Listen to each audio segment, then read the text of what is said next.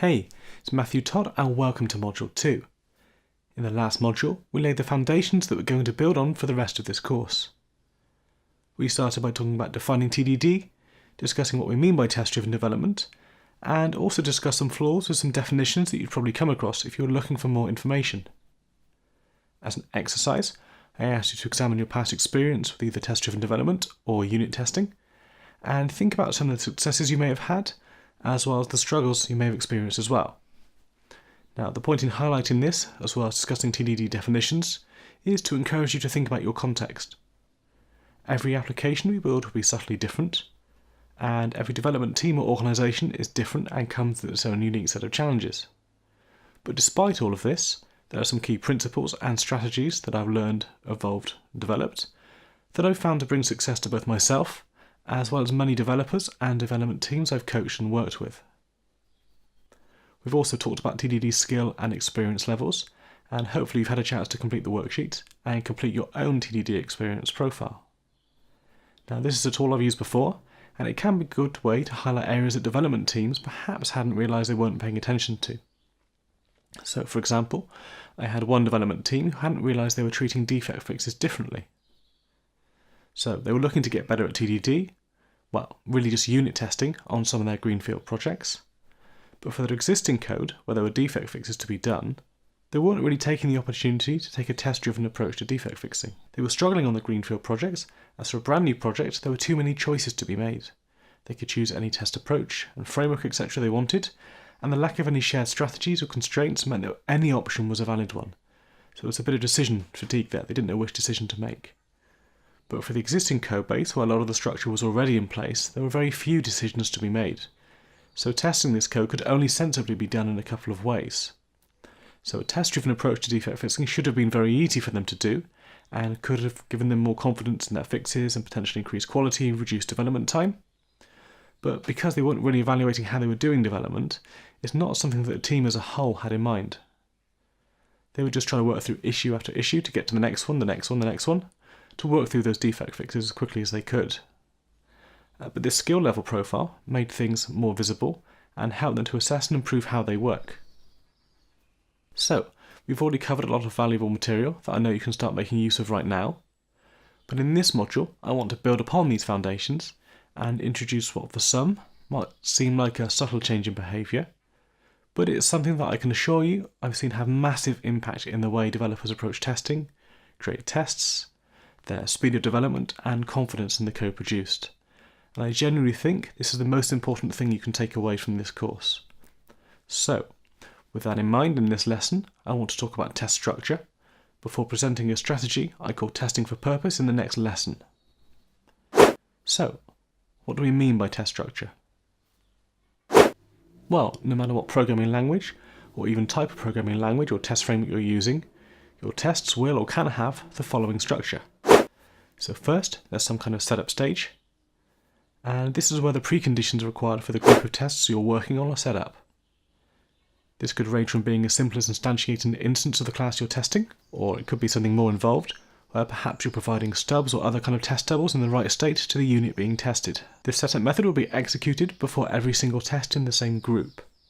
And by group, if you're using something like JavaScript, then this would be before each test in the same describe block, as you can see here from our TDD demonstration. If you're using an object-oriented language like Java, then this would be before every test in the same test class, as you can see here.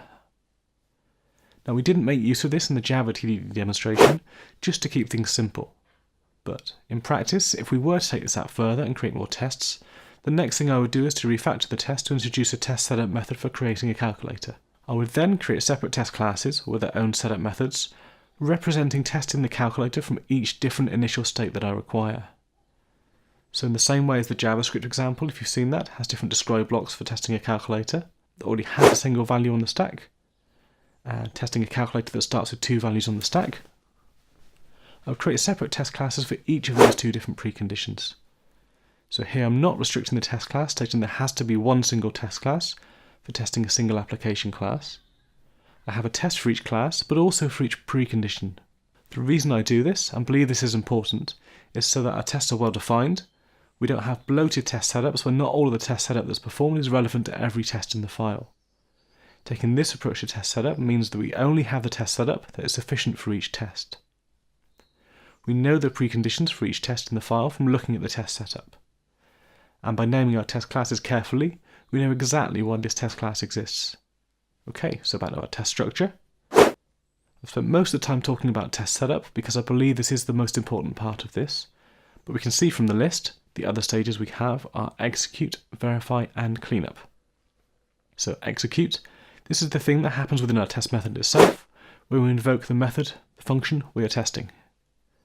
We tell the system under test to actually perform the action we want to test, however that may be. And verify, this is our assertions again within our test method. We've already talked about this in our TDD demonstration, but I want to emphasize that each test method should only contain the assertions that are relevant to the test method itself.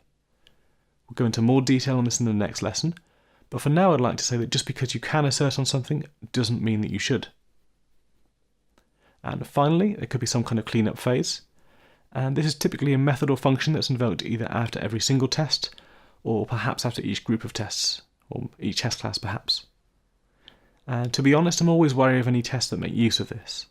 The only reason you'd need this is if your system and tests were set up in such a way that the state of the system under test could somehow leak into the next test.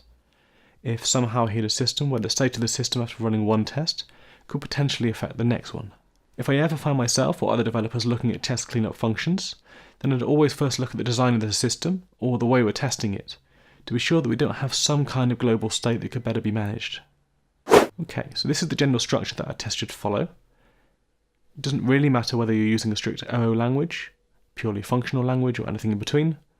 Most test libraries and frameworks will provide the capabilities to structure your tests this way. We've covered the test setup in a bit more detail to talk about a strategy for structuring your tests in such a way that not only you're grouping your tests by the class or unit they're testing, but you're also grouping them based on the preconditions required for the group of tests that you have.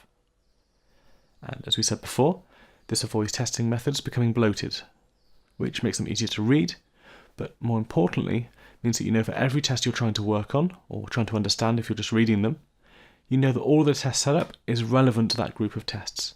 So that's it for this lesson.